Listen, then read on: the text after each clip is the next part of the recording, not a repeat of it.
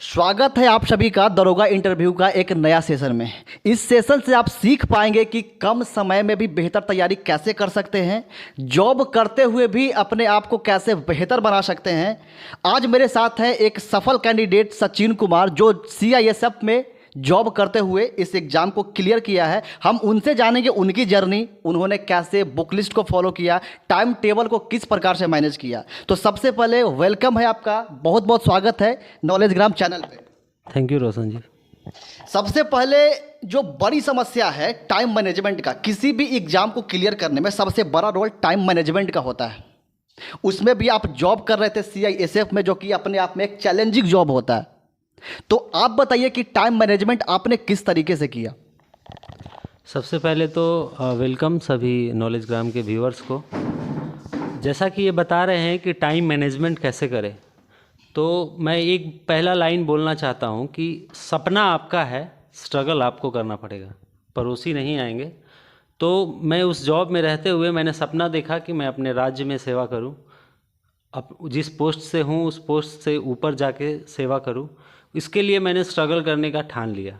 अब उसके बाद आपके पास हर्डल नहीं होगा कि टाइम मेरे पास कम है। अगर आप जॉब में जाएंगे तो सबसे बड़ी समस्या ये होती है कि हम जो खाली टाइम मिलता है उसको मोबाइल में, गॉसिप में, या लोगों के साथ पॉलिटिक्स की बात कर रहे हैं, विभाग की पॉलिटिक्स की बात कर रहे हैं। मैंने अपने आप को उन सब चीज़ों से दूर रखा। जो भी टाइम मिला मुझे, जहाँ भी टाइम मिला वो मैंने यूटिलाइज किया। और जॉब में रहते हुए अगर आप तैयारी करेंगे तो आपके पास सबसे बड़ा प्रॉब्लम ये रहेगा कि आप में कॉन्फिडेंस नहीं आएगा कि मैं तैयार हूँ। उसके लिए आप क्या कीजिए, प्रैक्टिस सेट लगाइए, और आपको जब टाइम मिले, ट्रैवलिंग में अगर टाइम मिलता है उस टाइम को भी यूटिलाइज कीजिए, ऑफिस आवर में भी अगर टाइम मिलता है उसको यूटिलाइज कीजिए, अगर ऑफिस में लंच टाइम होता है उस लंच टाइम को भी यूटिलाइज कीजिए। धीरे धीरे जब आप ये सब काम करने लगेंगे तो आपको मज़ा आएगा कि मैं जॉब भी कर रहा हूँ और तैयारी भी कर रहा हूँ। और भले ही आप पढ़ाई 4 घंटे, 5 घंटे, 6 घंटे करें, पर उसको दिमाग में 24 घंटे रखें कि मैं क्या पढ़ा आगे और क्या पढ़ना चाहिए। तो आपको नहीं लगेगा कि मेरे पास टाइम कम है। तो अभी आप यहाँ पे ये बता दीजिए कि आप जॉब में कब गए थे और दरोगा का तैयारी आप कितने दिनों से कर रहे थे।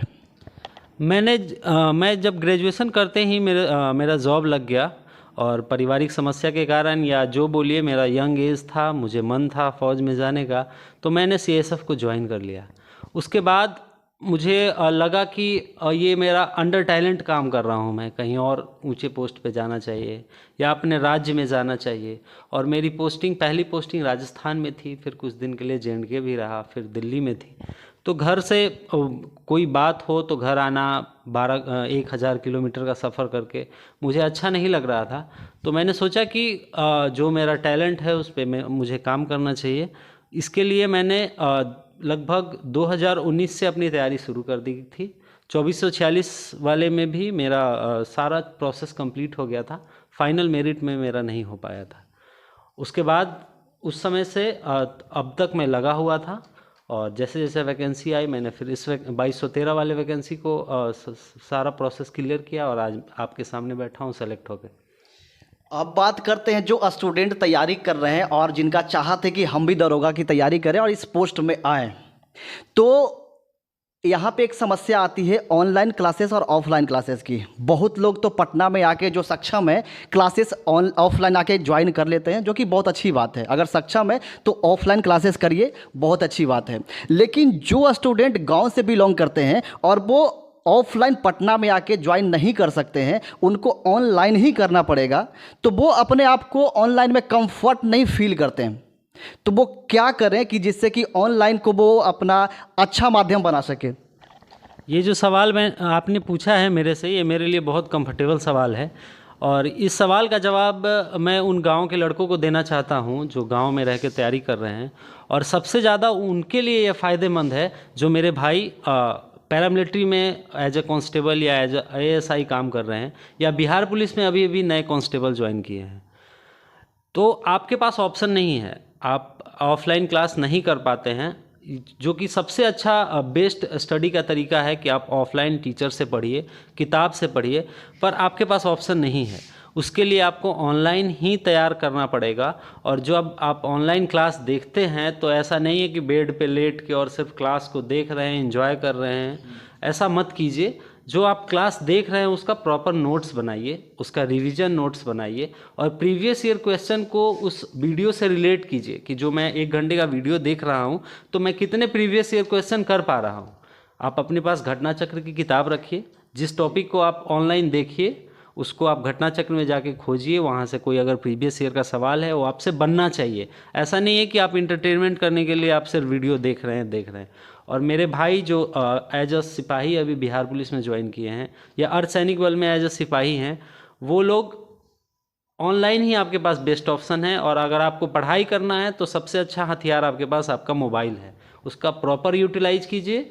सोशल मीडिया के जितने भी एप्लीकेशन हैं उसको अनइंस्टॉल कर दीजिए और अपना पूरा ध्यान पढ़ाई पे लगाइए। तो जो दरोगा की तैयारी कर रहे हैं उनका जो सबसे पहला फेज आएगा वो पीटी एग्ज़ाम का। तो हम आपसे जानना चाहते हैं कि आपने पीटी एग्ज़ाम के लिए कौन कौन से बुक्स को फॉलो किया है। पीटी एग्ज़ाम की बात करें तो आप भी अब सिलेबस को जान रहे होंगे। पीटी एग्ज़ाम किसी को क्वालिफाई करना है तो उसका 2 सेगमेंट बहुत अच्छा होना चाहिए। पहला है करंट अफेयर और दूसरा साइंस सेगमेंट। तो करंट अफेयर के लिए आप फूल पत्ती वाली क्लास को रेगुलर देखिए, उसका नोट्स बनाइए, 15 मिनट 20 मिनट पेपर पढ़िए। अगर आप घर में हैं और न्यूज़ देख सकते हैं तो न्यूज़ को ज़रूर देखिए। उसके बाद जो 9th 10th की साइंस की बुक आती है एनसीईआरटी की, उसको आप पढ़िए। क्योंकि मेरा साइंस बैकग्राउंड रहा है, शायद इसलिए भी मैंने ये देखा है कि वो सवाल जो पूछते हैं फैक्चुअल नहीं पूछते हैं, कॉन्सेप्चुअल पूछते हैं। तो अगर आप बेसिक बुक पढ़े रहेंगे तो आप कॉन्सेप्ट से उस सवाल को सही कर जाएंगे। तो आप अगर पीटी की तैयारी कर रहे हैं तो आज से आप बना लीजिए कि पहला मेरा टारगेट होगा करंट अफेयर, उसके बाद साइंस, उसके बाद हिस्ट्री, ज्योग्राफी, पॉलिटी। और हिस्ट्री के सवाल में आप 100% श्योर नहीं हो सकते हैं कि मैंने हिस्ट्री पढ़ लिया, अकबर के बारे में पढ़ लिया तो मैं सारे सवाल बना दूंगा, वो कुछ और पूछ सकते हैं। पर साइंस ऐसा चीज़ है कि अगर आपने सिलेबस को एक बार पढ़ लिया, उसको समझ लिया तो आप उसके 100% सवाल बना सकते हैं। तो अपने करंट अफेयर सेगमेंट को और साइंस सेगमेंट को मजबूत कीजिए। बाकी हिस्ट्री, ज्योग्राफी जो भी है, आप जिस बुक को फॉलो कर रहे हैं उस बुक से अपना सिलेबस कंप्लीट कीजिए। जो खुद से सेल्फ स्टडी कर रहे हैं तो उनके लिए बुक लिस्ट बताइए कि आपने कौन कौन बुक्स फॉलो किया। जो सेल्फ स्टडी कर रहे हैं उनके लिए सबसे अच्छा बुक मेरे नज़र में है, जो मैंने भी फॉलो किया है, कि आप घटना चक्र को फॉलो कीजिए। अगर आप अभी तो वैकेंसीज़ नहीं आई है, आपके पास प्रॉपर टाइम है, तो घटना चक्र की जो अलग अलग सब्जेक्ट की बुक आती है वो आप फॉलो कीजिए। और उसके साथ लूसेंट जो सब फॉलो करते हैं। और जब वैकेंसीज आएगी, जब आपका एग्ज़ाम नज़दीक होगा तो मार्केट में जितने भी प्रैक्टिस सेट आएंगे उनको आप बनाइएगा। मैं ये नहीं कहता हूँ कि सारे प्रैक्टिस सेट के सवाल आपको याद होने चाहिए, पर सभी सवालों से आप गो थ्रू हो जाइए, जिससे आपको जब एग्ज़ाम में वो सवाल आएगा तो बहुत ज़्यादा कॉन्फिडेंस आएगा। इसलिए प्रैक्टिस सेट वो सवाल देखना बहुत ज़रूरी है।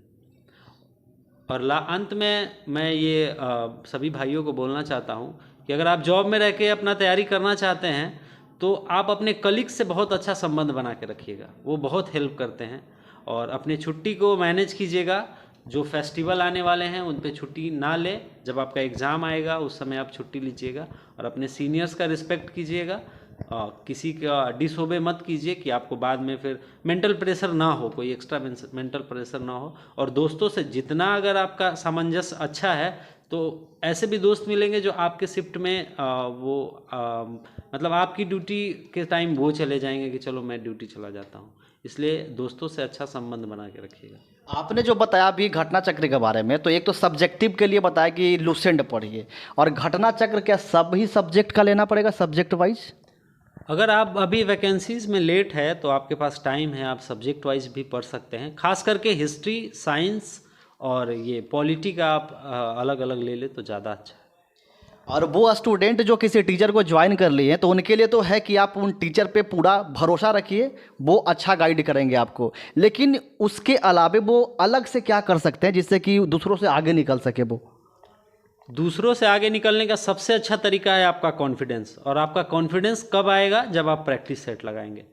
तो प्रैक्टिस सेट आप आज से कोई एक प्रकाशन का प्रैक्टिस सेट जरूर लगाइए और अपना रिवीजन का नोट्स बनाइए कि जब शॉर्ट टाइम में मेरा एग्ज़ाम आएगा तो मैं उस कॉपी पे पूरी तरीके से विश्वास कर सकता हूँ कि इस कॉपी को मैंने अगर पढ़ लिया तो सारे सवाल आ जाएंगे। तो इसलिए शॉर्ट नोट्स ज़रूर बनाइए।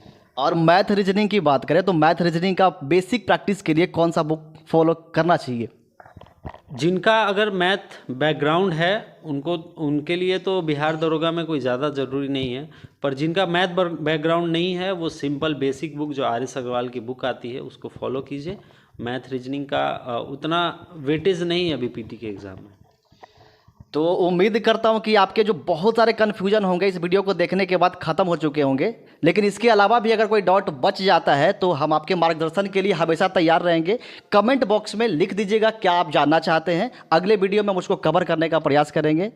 तो बहुत बहुत धन्यवाद आपका इस चैनल से जुड़ने के लिए। Thank you. नॉलेज ग्राम को भी बहुत ज़्यादा धन्यवाद। तो वीडियो को लास्ट करते हैं, मिलेंगे अगले वीडियो में, तब तक के लिए जय हिंद।